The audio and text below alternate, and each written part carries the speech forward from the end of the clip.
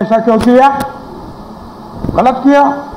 त्या कालेलकरांनी अगोदर पाठवलेला जो होता आयोग तो त्यांचा अहवाल द्यायला पाहिजे। त्यात त्यांनी स्वतःचं पत्र लिहिलं की हे जरी असलं तरी मला स्वतःला असं वाटतं देऊ नये। अरे वा, देऊन झाल्यानंतर म्हणतो देऊ नये। लढा चालू राहिला। हा लढा आजचा नाही आहे, स्वातंत्र्यापासूनचा लढाई ही सुरू आहे। बाबासाहेब आंबेडकरांनी सुरू केलेली आहे संविधानापासूनच। आणि मग मंडल आयोग निर्माण झाला। मंडल आयोग त्याचा सुद्धा अहवाल आला। 10 वर्ष तो सुद्धा दाबून ठेवण्यात आला भारत सरकारकडून। आणि ज्या वेळेला व्ही.पी. सिंग साहेब प्रधानमंत्री होते त्यावेळेला तो आयोग त्यांनी बाहेर काढला आणि सांगितलं की हा रिपोर्ट, हा कमिशनचा रिपोर्ट मी मान्य करत आहे आणि ओबीसींना आरक्षण देत आहे।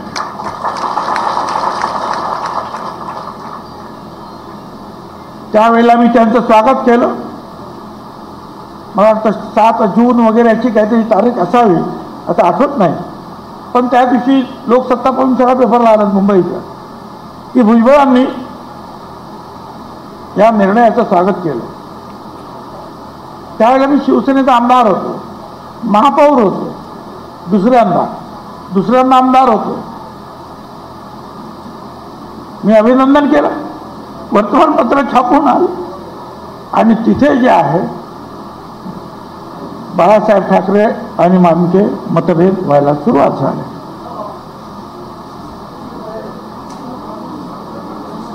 आणि नंतर वाढत गेलं की आता मी ती फार मोठी कथा मी सांगत नाही, पण मी नंतर ठरवलं की एकाच ठिकाणी बाळासाहेब एक बोलणार आणि मी एक बोलणार हे काय बरोबर होणार। त्यांचं म्हणणं काय होतं की पोटाला जात नाही, आर्थिक विषयावर आरक्षण दिलं पाहिजे। आरक्षणाचा ढाचा जो पाया आहे तो आर्थिक विषयावर नाही, तो सामाजिक मागासलेपणावर आहे। आणि समजा आर्थिक आपण मान्य केलं, आज एक समजा हे मुंडे ह्या गरीब आहे म्हणून त्याला आरक्षण दिलं, उद्या त्यांनी चांगला धंदा केला आणि श्रीमंत झाले, मग आरक्षण काढायचं। ते शेजारी आहे, ते फार श्रीमंत आहे, दुर्दैवाने धंद्यामध्ये खोट आली, मग ते म्हणतील मला नव्हतं ते द्या आरक्षण। आणि मग किती वेळा काढायचं आणि किती वेळा द्यायचं हे आरक्षण। आरक्षण मुळात हे आहे की 5000 वर्षापासून जे जे समाज पिसलेले आहेत, दबलेले आहेत त्यांना आरक्षण। हा गरिबी हटावचा कार्यक्रम नाही। आमची लेकरं बाळा काय करतील हो, तुमची लेकरं बाळा त्यांना सुद्धा आमचं प्रेम आहे। 2 पैसे त्यांना मिळाले पाहिजे, शिक्षण मिळालं पाहिजे, आमचं म्हणणंच आहे। पण त्यासाठी वेगळे मार्ग आहेत।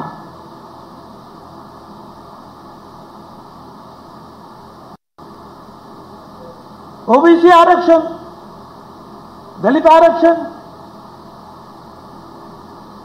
आदिवासी हा गरिबी हटावचा कार्यक्रम नाही। हा 13% दलित समाजाला आरक्षण आहे, बरोबर। कितीतरी एसपी, कमिशनर, कलेक्टर फार मोठे मोठे अधिकारी झाले। आजही झोपडपट्ट्यातून गेलं तर कोण राहत आहे बाबांनो, दलित समाजच राहतोय एवढ्या वर्षानंतर सुद्धा। झाले का ते श्रीमंत, पण आता समज करून दिलेलं आहे आरक्षण तुम्हाला मिळालं की ताबडतोब सगळ्यांना नोकऱ्या। अरे 20 लाख नोकऱ्या टोटल 19 लाख, त्याच्यामध्ये 2-3% लोक दरवर्षी रिटायर्ड होतात, तेवढेच भरायचे। किती वाट्याला येतील तुमच्या या सगळ्या याच्यामध्ये, दलित, ओबीसी, तुमचे काय ते भटके, विमुक्त, आपले आदिवासी। पण एक समज करून दिला आमचे लेकरं बाळा शब्द म्हटला की बरं लेकरं बाळा. आणि बाबा तुमची लेकरं बाळा आहेत तशी ह्या गोरगरीब जनतेची सुद्धा लेकरं बाळा आहेत. त्यांची काय कुत्री मांजर आहेत का रे?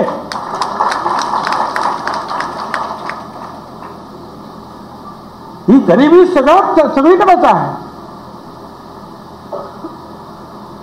पण तो गरिबी हटवण्यासाठी भारत सरकार महाराष्ट्र शासन वेगवेगळे कार्यक्रम देते आहे. शेतकऱ्यांच्या ज्या सुखसोयी त्या देत आहेत, कष्टकऱ्यांच्या देत आहेत. पण त्याचबरोबर शिक्षणासाठी ज्या वेळेला मराठा पुढे मध्ये आणखीच मला सांगतो, हे आरक्षण जाहीर झाल्यानंतर कोर्टामध्ये गेलं, कोर्टातून सुप्रीम कोर्टात गेलं. 9 जजेस सन्माननीय सुप्रीम कोर्टाचे त्यांच्या पुढे गेली केस. त्यांनी अभ्यास केला आणि त्यांनी सांगितले आरक्षण बरोबर आहे, 27% आरक्षण द्या. 54% ओबीसीची संख्या आहे. 1931 साली ब्रिटिशांनी जनगणना केली. मंडल त्यांनी पण सांगितलं ह्या देशात 54% ओबीसी आहेत. ओबीसी म्हणजे एक जात नाही, अनेक जातींचा समूह आहे. अदर बॅकवर्ड क्लास वर्ग जात. ओबीसी 374 जाती महाराष्ट्रात आहे.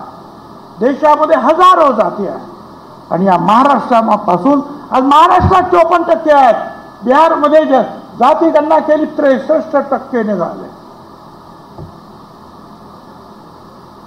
म्हणून आम्ही म्हणतो करा जात गणना करा. 2010ला आम्ही सुप्रीम कोर्टात गेलो, समता परिषद.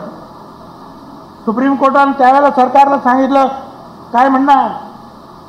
समीर भाऊ भुजबळ त्यावेळेला खासदार होते. त्यांना सांगितलं तू पार्लमेंटमध्ये उभं राहा आणि बोल. ते उभे राहिले. गोपीनाथराव मुंडे त्यांच्या जोडीला आले. मग दोघांनी मिळून सगळे जे आहेत यादव वगैरे अमुक तमुक सगळे जे आहेत शरद यादव पासून लालू प्रसाद यादव सिंग मायावती जे कोण होते मुलायम सिंग वगैरे सगळे एकत्र झाले. आणि प्रणब मुखर्जींना सांगितलं सभागृहात येऊन पार्लमेंटला ते आम्ही मागणी मान्य करतो. आम्ही ती केस मागे घेतली. पण तिथे आमची फसवणूक झाली. कारण दशवार्षिक जी जनगणना आहे ती सेन्सस कमिशनर असतो, आयुक्त आहे, त्यांचा एक कायदा ते करतात. तुम्ही त्यांना काही खोटं सांगितलं चुकीचं सांगितलं तर तुरुंगवासाची सजा आहे. तिथे नाही केलं ते. त्यांनी काय केलं प्रत्येक राज्यांनी आपापलं करावं. गावाचं असेल तर ग्राम विकास खात्याने करायचं आणि शहराचं असेल तर शहर विकास खात्याने करावं, नगर विकास खात्याने. आणि त्याच्यामध्ये सगळं बट्ट्याबोळ झाला. आमची मागणी तेव्हापासून आहे 2010 पासून. तेव्हापासून मागणी त्याच्या अगोदरपासून आहे. पण मला आनंद आहे आणि मी प्रधानमंत्र्यांचं त्रिवार अभिनंदन करतो की त्यांनी जाहीर केलं की या वेळेला मी ही जात गणना करणार आहे. अवश्य हा आमच्या होऊच जाऊ द्यात नाही का. आम्ही किती आहोत काय ते कळेल तरी. प्रत्येक वेळेला मला कोर्टात तुम्ही किती आहेत काय किती आहेत काय हेच चालतं. सुमित्रा महाजन ज्या लोकसभेचे अध्यक्ष होता त्याच्या अगोदर एक कमिटी 16 खासदारांची नेमली आणि त्यांना सांगितलं ओबीसीचा अभ्यास करा. त्यांनी अभ्यास केला आणि सांगितलं यांना मदत करायला पाहिजे, परंतु यांची माहिती आणि संख्या नाही. मनमोहन सिंग कमिटी आली, चिदंबरम आणि पवार साहेब तिथे मेंबर होते. अभ्यास केला, सांगितलं हो यांची माहिती आमच्याकडे नाही. त्यांनी सेन्सस कमिशनरला लिहिलं म्हणजे आयुक्ताला की तुम्ही जेव्हा जनगणना करणार त्यावेळेला यांची जातगणना करा म्हणजे आम्हाला यांना मदत करता येईल. हा फक्त राजकारणाचा प्रश्न नाही आहे. जर हे सगळं झालं आणि हा सगळा डाटा उपलब्ध झाला तर ज्याप्रमाणे दलितांना भारत सरकार आणि राज्य सरकार वेगळा निधी देतं, आदिवासींना वेगळा निधी दिला जातो, तसा तो निधी मोठ्या प्रमाणावर ह्या ओबीसी समाजाला सुद्धा देशभरामध्ये मिळावा हे त्याचं महत्वाचं कारण आहे. त्यांना आज घरं नाही आहेत, महिला अजूनही शिकत नाही आहे, कष्टाची कामं करतायत, आजारपण भोगतायत, अनेक गोष्टी आहेत. त्यासाठी हा पैसा एक मुंडे किंवा एक भुजबळ हे दोघे राजकारणात पुढे आले किंवा दोन पैसे त्यांच्याकडे आले म्हणजे काय अख्खा समाज श्रीमंत नाही झाला. करोडो लोक जे आहेत आज 54% जवळजवळ 8 करोडपेक्षा जास्त महाराष्ट्रामध्ये लोक आज या अडचणीमध्ये आहेत. आणि 93 सालामध्ये जे आहे सुप्रीम कोर्टानं सांगितलं याच्या अगोदर सरकार ठरवत होतं कुणाला किती आरक्षण, याच्यानंतर आयोग नेमायचा, न्यायमूर्तीचा आयोग, ते अभ्यास करतील, त्यांच्याकडे जायचं, ते अभ्यास करून त्यांनी जर सांगितलं मंत्रिमंडळाला तर करायचं आणि त्याप्रमाणे आयोग निर्माण झाले. मी त्यावेळेला शिवसेना सोडली, पवार साहेबांबरोबर आलो.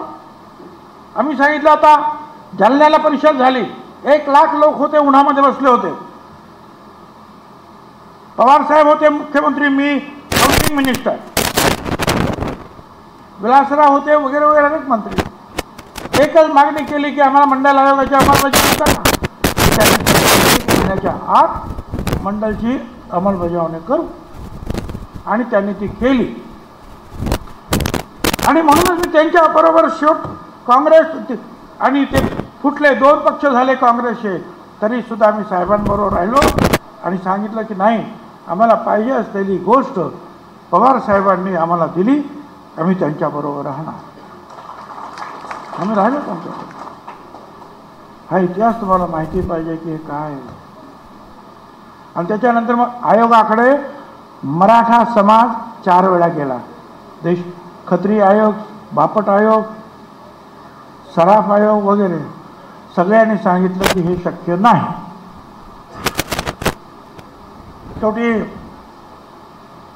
दुसरा आयोग आला, गायकवाड आयोग आला.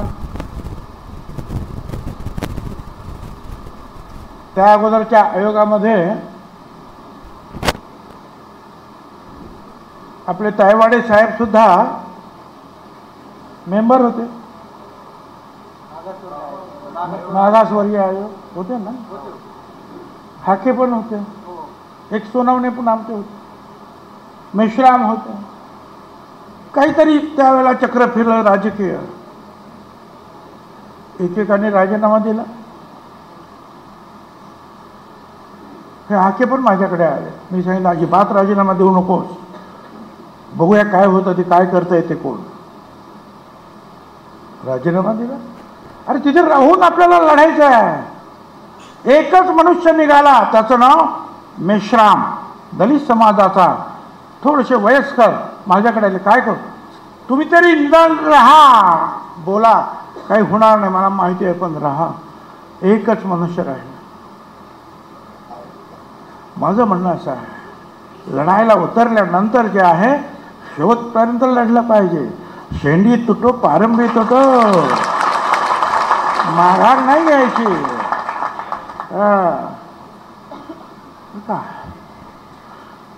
आणि मग त्या आयोगाने दुसऱ्या मराठ्यांना द्या म्हणून सांगितलं.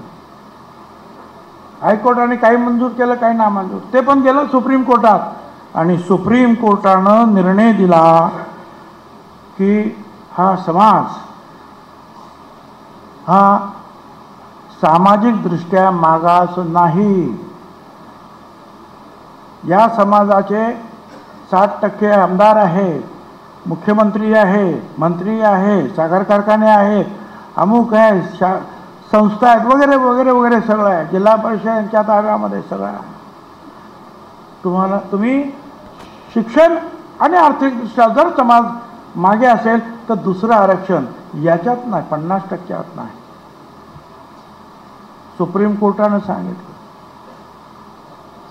आणि एवढंच नाही, सुप्रीम कोर्टाने सांगितलं की राजकीय दबावाखाली कुठलंही कुणालाही हे आरक्षण मिळता कामा नये हे सुद्धा सुप्रीम कोर्टाने म्हटलेलं आहे. सुप्रीम कोर्टाने हे सुद्धा म्हटलेलं आहे.